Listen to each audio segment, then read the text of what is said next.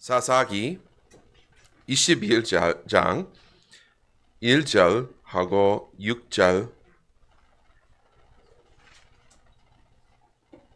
말씀.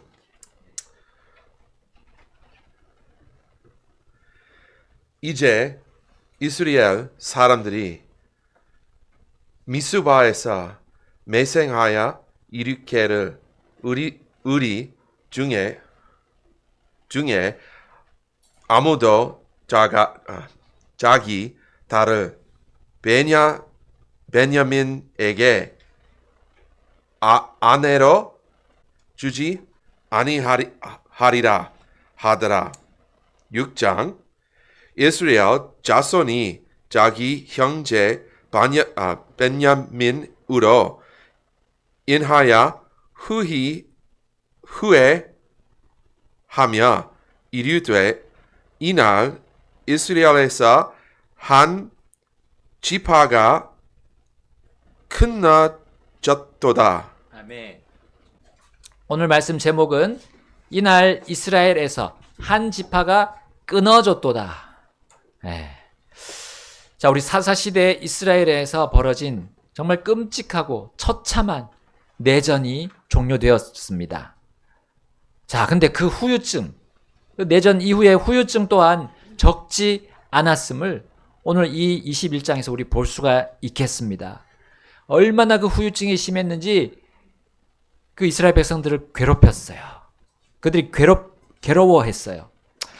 자, 내전으로 거의 모든 베냐민 사람들이 다 죽어 쓰러졌잖아요. 그래서 그들 중에 몇 사람이 남았나요? 몇 명이었나요? 네, 남자만 600명이었어요. 남자만 600명. 여자들은 없는 거예요. 여자들 없어졌어요. 베냐민 안에서 남자 600명만 남았습니다. 자, 이렇게 된 상황이었어요. 자, 이 600명이 어디로 도망갔는지 우리 지난 시간에 잠깐 봤었죠? 20장 47절에 보면 림몬 반석이었어요. 림몬 반석. 여기에 반석인데 그 안에 굴이 있었던 것 같습니다. 끝까지 저항하겠다는 거죠. 이 600명이. 자, 이스라엘 11지파는 이들에 대해서 증오심으로 가득 찼습니다. 그래서 1절에 우리 오늘 21장 1절에 본 것처럼 그들이 어떻게 맹세했죠? 우리의 딸을 그들에게 아내로 주지 아니하리라 라고 맹세를 해버렸습니다. 자, 이것은 어떤 말입니까? 베냐민을 완전히 그 지파를 끊어버리겠다는 거예요. 자, 이 맹세는 돌이킬 수 있었을까요? 우리 그 맹세 안 한 걸로 할 거야 라고 할 수 있을까요? 나중에 안 됩니다. 왜냐하면 7절에 나온 것처럼 그들이 누구를 두고 맹세했다고 나오죠? 주를 두고. 주가 누굽니까? 하나님이에요.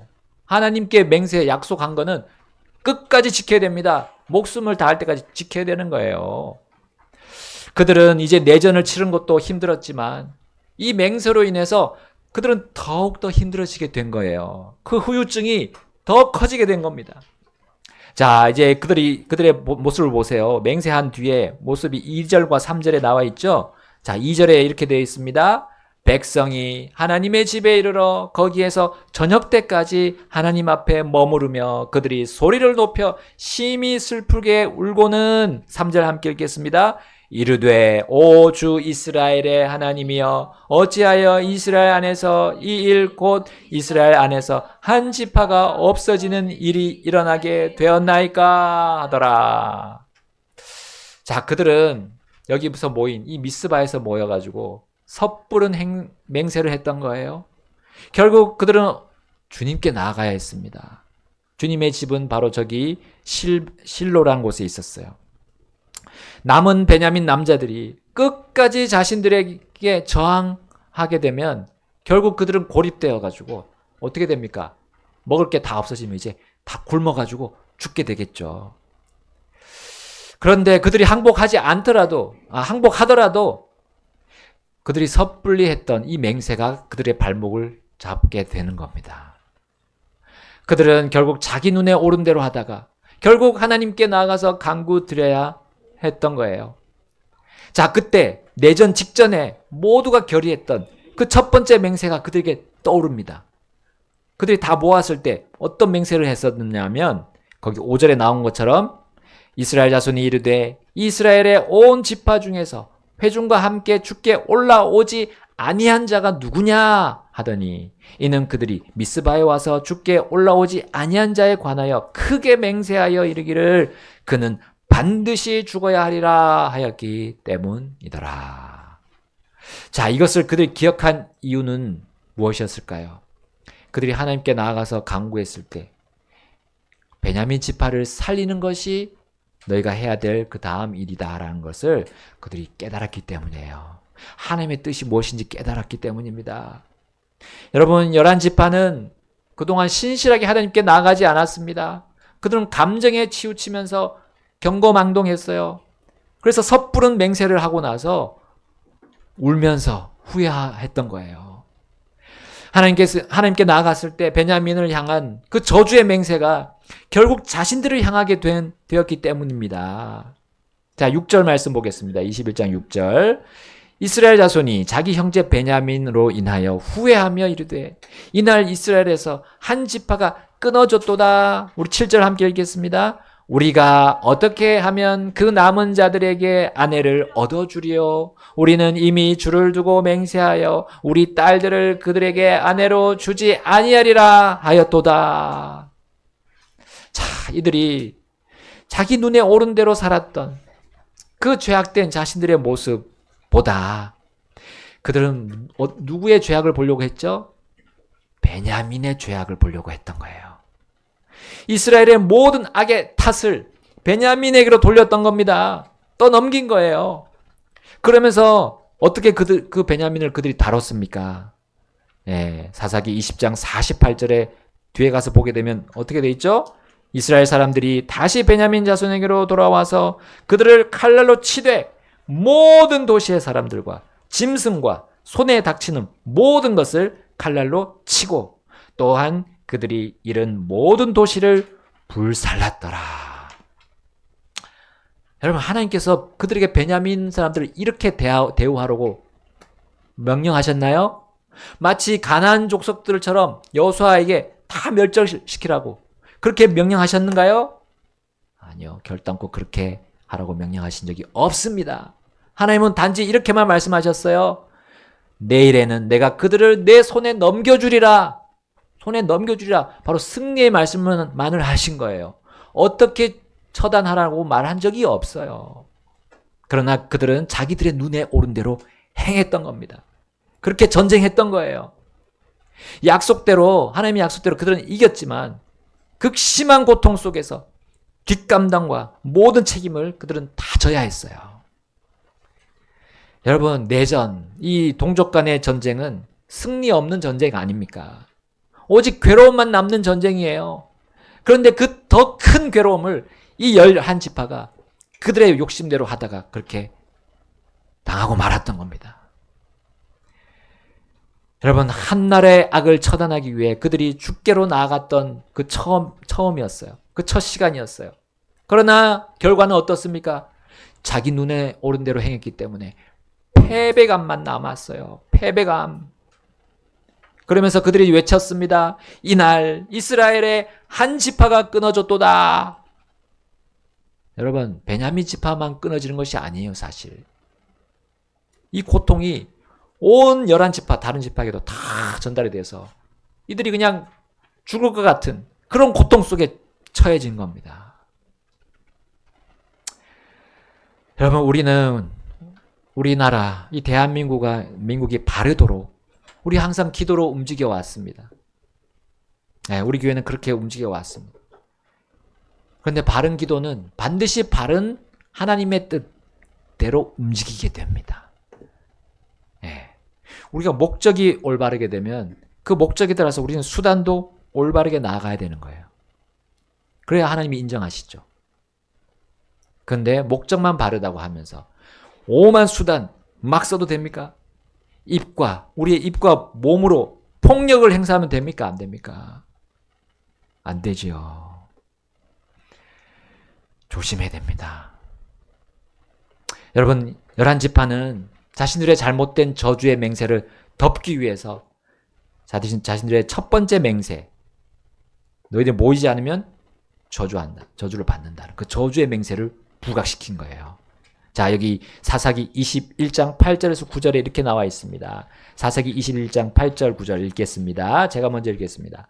또 그들이 이르되 이스라엘 지파 중에서 미스바에 올라와서 주께 이르지 아니한 자가 누구냐 하더니 보라, 야베스 길랏에서는 한 사람도 진영에 이르러 집회에 참석하지 아니하였더라. 9절입니다. 함께 읽겠습니다. 이는 그들이 백성의 수를 세어보니 보라, 야베스 길랏 거주민이 거기에 하나도 없었기 때문이더라. 자, 여기 야베스 길랏이 나오죠. 야베스 길랏은 요르단강 동편에 있던 도시였습니다. 자, 그 요르단강 동편에 세 지파가 있었죠. 맨 위쪽에 므낫세 지파, 가운데 갓 지파, 또 맨 남쪽에는 루벤 지파가 있었습니다. 자, 므낫세 지파는 반 지파가 여기 있었어요. 반. 그리고 요르단 서편 쪽에 또 므낫세 지파가 하나 더 있었어요. 나눠졌죠.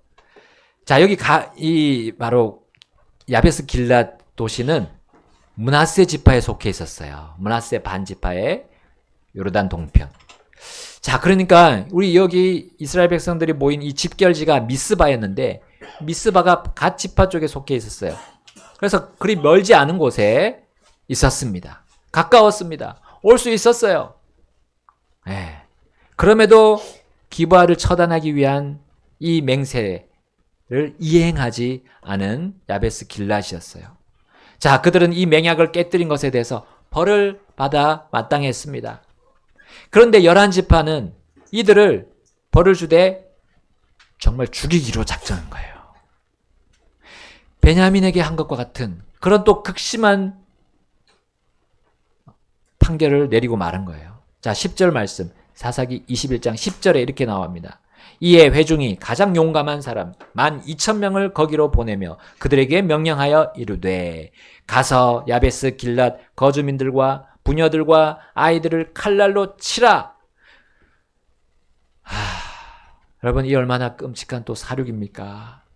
내전으로 베냐민이 끊어지는 상황에서 또 다른 한 가족을 끊는 행위가 이게 잘하는 겁니까? 여러분, 그들에게 하나님의 긍휼이 안중에도 없었습니다. 왜냐하면 자신들이 만든 법, 그 맹세 속에 그들은 계속 발목이 붙잡혀서 머물러 있었던 거예요. 베냐민만 살리면 자신들의 과오가 다 씻어질까요? 그들은 베냐민 남자들이 지금 몇 명인지도 파악하지 못하고 있었어요. 자, 이제 그들은 림몬 반석으로 가서 그 남은 베냐민 사람들에게 평화롭게 말하면서 너희들의 씨를 우리가 이렇게 주겠다라고 선심 쓰듯이 불러냅니다. 정작 잡아온 그 야베스 길랏의 처녀는 몇백 명이었죠? 400명이었어요. 그런데 베냐민 남자는 600명이죠. 자, 200명이 부족하게 되어버렸습니다. 사사기 21장 15절에 백성이 베냐민으로 인하여 뉘우쳤으니 이는 주께서 이스라엘 지파들 중에서 한 지파를 깨뜨리셨기 때문이더라. 여러분, 11지파는 자신들이 지금까지 얼마나 계속 잘못을 범했는지 이제야 정신이 듭니다. 그들은 베냐민으로 인해서 자신들의 잘못들을 지금 철저히 뉘우치게 됩니다. 그리고 어떻게 이 문제를 해결할지 이제 장로들이 나서게 되는 장면이 16절부터 18절 내용이에요. 자, 이제 나머지 200명의 베냐민 사람들을 위해서 이제 그들을 찾고 찾다가 그들을 위해서 그들의 그 문제를 해결하기 위해서 그들에게 아내를 주기 위해서 그 대안을 찾고 찾다가 한 가지 대안을 마련합니다. 그게 이제 19절 말씀부터 나오는 건데요. 19절에 이렇게 돼 있죠. 그때에 그들이 이르되 보라, 베델 북쪽편 르보나 남쪽 베델에서 세겜으로 올라가는 대로 동쪽편에 있는 실로의 한 장소에서 해마다 주의 명절이 있도다 하더라. 20절입니다. 그러므로 그들이 베냐민 자손에게 명령하여 이르되 가서 포도원에서 매복하여 기다리며 살펴보다가 보라 만일 실로의 딸들이 춤추러 나오거든 너희는 포도원에서 나와 각 사람이 실로의 딸들 중에서 자기 아내를 붙들어 베냐민 땅으로 돌아가라. 자, 여기 실로라는 도시가 나옵니다. 자, 실로는 어디에 있는 도시였냐면 에브라임 지파에 있었던 도시였습니다. 자, 이 도시는 여수아가 두 번째 가나안 땅을 배분할 때 백성들이 모였던 곳이기도 합니다. 자, 우리 사사기 20장에서도 본 것처럼 자, 거기에 성막이 있었고요. 언약궤도 있었고 또 제사장들이 섬기고 있었습니다. 사실 실로의 그 의미가 평온하다라는 뜻입니다.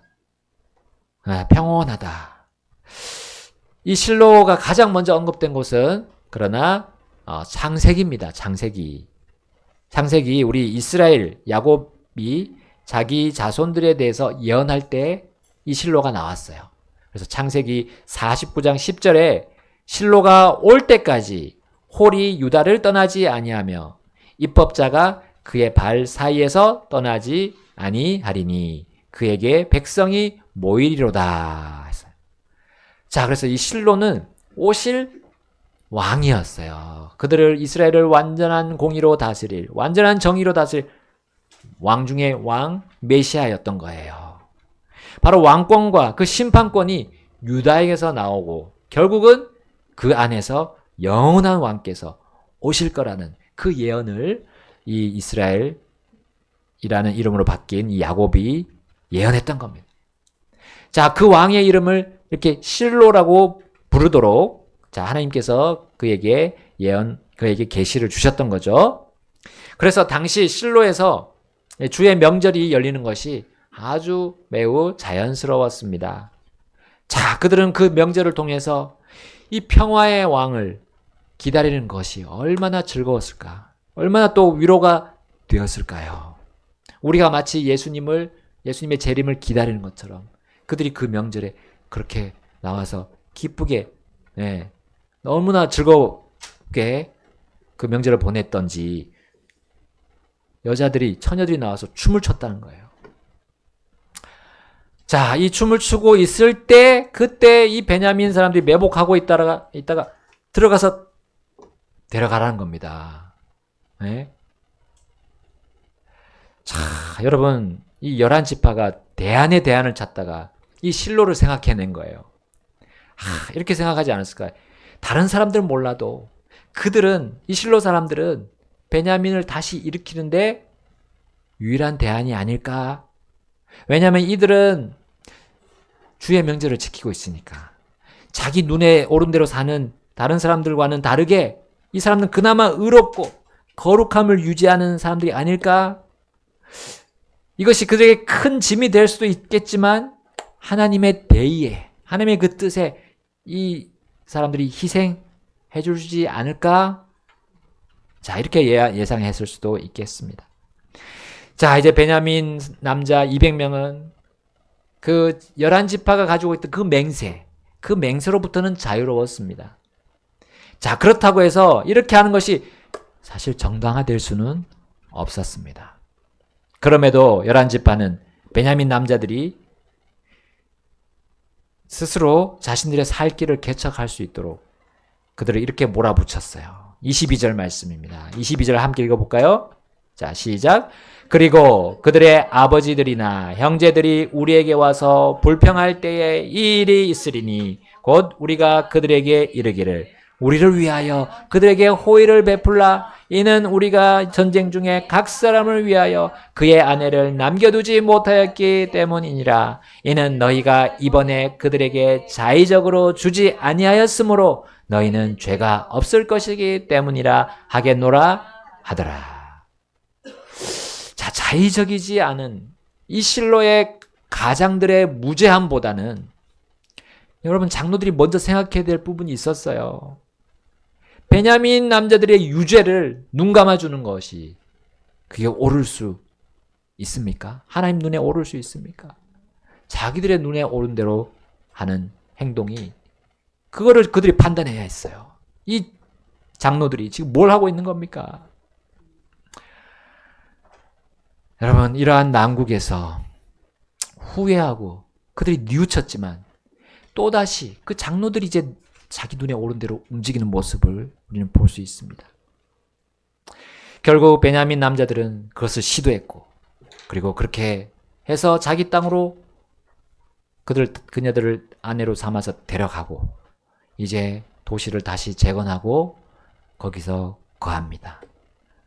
그리고 11지파도 이제 자기 땅으로 다 각각 가서 자기들도 삶을 살아가는 거예요. 그리고 그들이 이제 다 끝냈다라고 생각했을 것입니다. 그러나 본문은 또다시 그들의 모습에 대해서 이렇게 결론을 내립니다. 왜 그들이 이렇게 지금까지 살아왔는가? 사사기 21장 25절 함께 읽겠습니다. 25절 마지막 절 시작. 그날들에는 이스라엘에 왕이 없었으므로 각 사람이 자기 눈에 오른 대로 행하였더라. 왜 이렇게 그들은 주님의 눈과 자신들의 눈을 이렇게 저렇게 바꿔가면서 오갔습니까? 네, 거기 원인이 나옵니다. 이스라엘에 왕이 없었기 때문에. 그들에게 왕이 없었기 때문이었어요. 그러면 사울이나 다윗과 같은 유능한 왕을 만들어야 된다는 말 아닙니까? 있어야 한다는 말입니까? 아닙니다. 아브라함부터, 아니 그 이전부터 그들의 왕은 한 분이셨습니다. 하나님이셨습니다. 하나님이셨어요. 그 한 분이 그 왕이셨어요. 그러나 그들이 하나님을 제쳐두고 그렇게 살 때 그 왕, 그 하나님이 없었던 겁니다. 그리고 그들은 누구에게 의지합니까? 사람 통치자에게 의지하고 사람 권력자에게 의지를 한 거예요. 그러나 그들 위에 누가 계십니까? 그 위에서 다스리시고 온 땅의 왕들을 다 주관하시는 주들의 주, 왕들의 왕께 굴복하지 않았어요.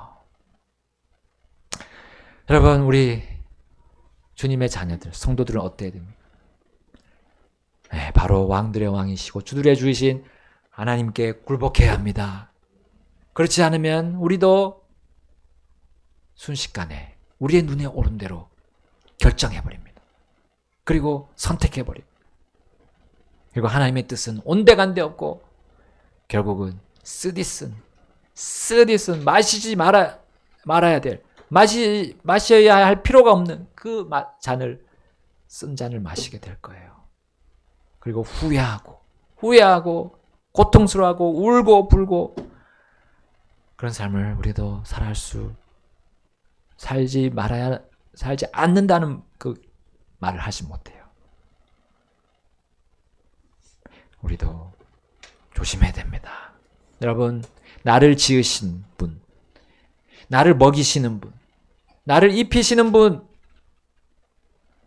그리고 영원토록 나를 지키시는 분 누구십니까? 사람입니까? 우리 하나님이십니다. 하나님께서 우리에게 물론 사람을 통해서 주시는데 그렇다고 우리가 사람에게만 집중하면 안 된다는 거예요. 우선순위라는 거죠. 우선순위, priority라고 하죠. 우선순위.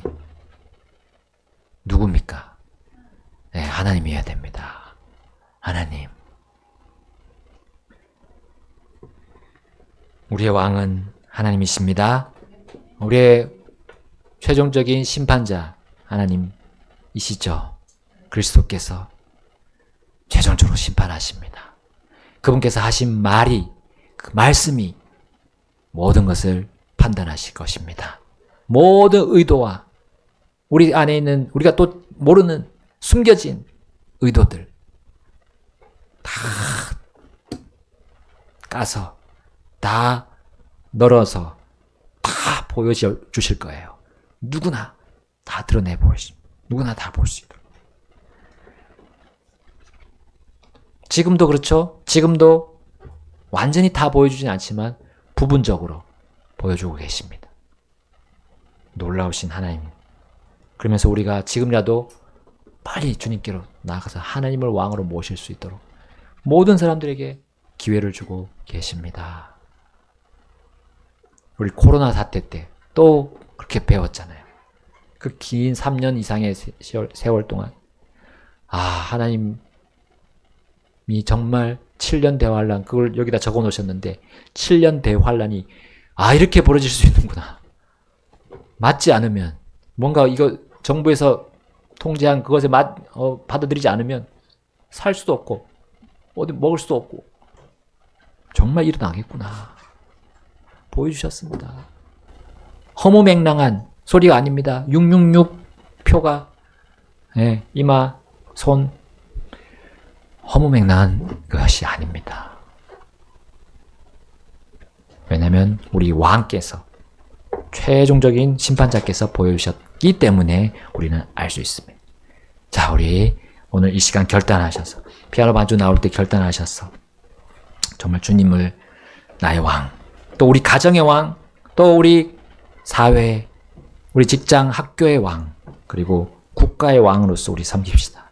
그러면 모든 문제가 깔끔하게 정리됩니다. 기도하시겠습니다.